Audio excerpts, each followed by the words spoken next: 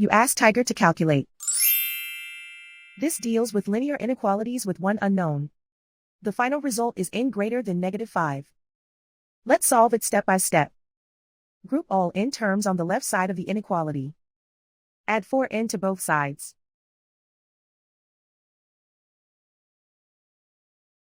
Group like terms.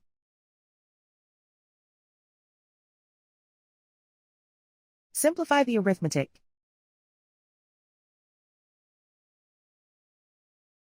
Group like terms.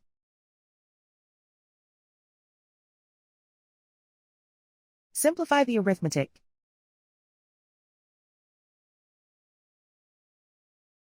Group all constants on the right side of the inequality. Subtract 2 from both sides.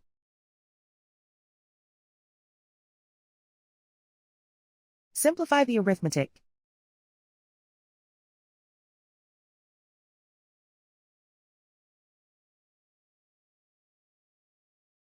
Plot the solution on a coordinate grid.